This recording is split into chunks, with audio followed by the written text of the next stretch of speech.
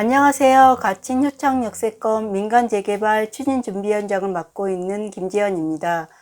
오늘의 방송은 재개발 과정에서 가장 중요한 분담금 검증 절차에 대해서 민간 재개발과 공공개발에 어떠한 차이가 있는지에 대하여 말씀드리려고 합니다. 여러분의 재산을 지키는 문제이니까 끝까지 잘 들어주세요.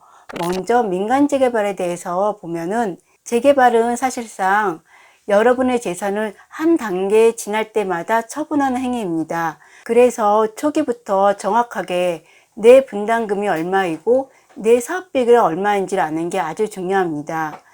민간 재개발에서는 조합의 추정 사업비와 추정 분담금을 선정해서 조합원 여러분들에게 모두 알려드립니다. 그리고 각 단계마다 동의를 구합니다. 먼저 분담금을 검증하는 요소는 4가지인데요. 첫 번째로 종전 자산 가격의 추정, 즉 이거는 저희가 늘 말하는 보상가를 말하는 거고요. 다음으로 사업비의 추정입니다. 그 다음 분양 수입의 추정, 즉 내가 분양받을 아파트 가격이 얼마인지에 대한 거고요. 그 다음에 개별 조합원의 분담금의 추정입니다. 그리고 중요한 거는 조합원들의 이에 대한 동의가 필요한 것입니다.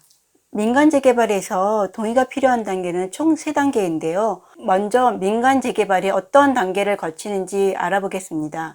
민간 재개발은 첫 번째로 예비구역이 지정되고 그 다음 정비구역이 지정, 그 다음 추진위가 구성되고 그 다음 단계가 조합이 설립되고 그 다음이 사업시행 인가를 받고 그 다음에 관리처분 계획 인가를 받고 그 다음에 철거 및 착공한 다음에 입주의 단계를 거칩니다. 이 과정에서 소유주 여러분들의 추정 분담금에 대해서 통보를 하고 반드시 그 동의를 거쳐야 될 절차가요.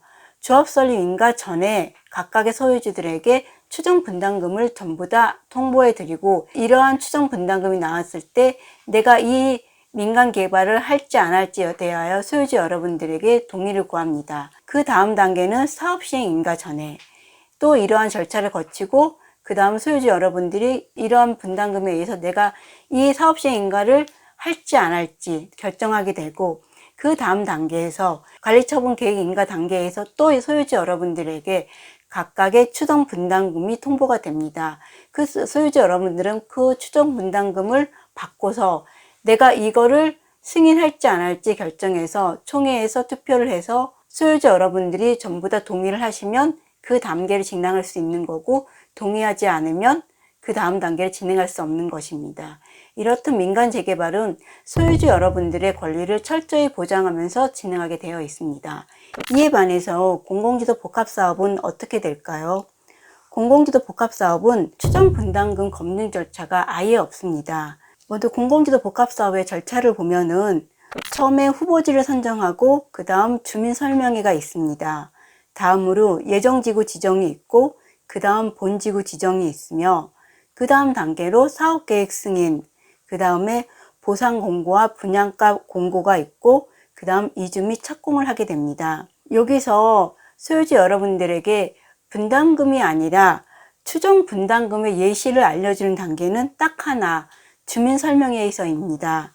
이 단계에서 단독주택이나 다세대, 근린생활시설에 대해서 단지 추정 분담금의 예시만 알려줄 뿐 개별 소유주들에게 각각의 정확한 내 분담금에 대해서는 알려주지 않습니다. 그렇기 때문에 개별 소유주에게는 정확한 분담금을 사업계획 승인 이후에 알려주는데요. 이때에는 이 개발에 대해서 처리가 불가능한 상태입니다. 결국 소유주들은 LH에서 알려주는 보상가, 분양가를 수용하는 것 외에는 방법이 없습니다. 이렇게 되면 무슨 문제가 생길까요? 토지 등 소유주들은 정확한 분담금을 모르고 내 보상가도 모르는 상태에서 개발이 확정되기 때문에 나중에 보상가가 만족스럽지 않다거나 분양가가 너무 터무니없이 높아도 소유주들은 아무런 이의제기할 수 없이 그대로 받아들여야 합니다. 이에 반해 민간 재개발은 최소 3번 이상 조합원의 동의를 거쳐야만 분담금이 결정되는데 공공개발의 경우에는 처리가 불가능한 단계에 이르러 소유주 등에게 분담금과 보상가를 알려주기 때문에 소유주들에게 소유주의 동의 절차가 완전히 배제된 것입니다. 여러분, 정리하면 이렇습니다. 민간 개발은 조합원의 동의가 필수인 것입니다. 매 단계 조합 설립인가, 사업 시행인가, 관리 처분 계획인가 이 단계를 거칠 때마다 소유주 여러분들에게 개별적인 보상가와 분담금을 알려주고 이거에 대한 동의가 있어야지만 그 단계가 넘어가기 때문에 소유주 여러분들의 재산을 충분히 보호하고 의견이 반영될 수 있습니다. 이에 반해 공공개발은 어떠한 보상가나 분양가에 대해서 전혀 알려주지 않고 단지 사업 설명회에서 예시만 알려주고 그 이후 소유자 여러분들이 이 개발을 처리할 수 없는 사업계획 수행인 이후에 여러분들의 보상가와 분양가를 통보해 주기 때문에 여러분들의 재산권 침해의 위험이 있는 것입니다. 따라서 여러분, 우리는 이 차이가 어떤 것인지를 잘 아시고 어느 개발 방법이 우리의 재산을 지킬 수 있는지 꼼꼼히 따져보셔야 합니다. 여러분의 소중한 재산을 지키기 위해서는 투명한 검증과 철저한 동의 절차를 거쳐야지만 여러분들의 재산을 지킬 수 있는 것입니다.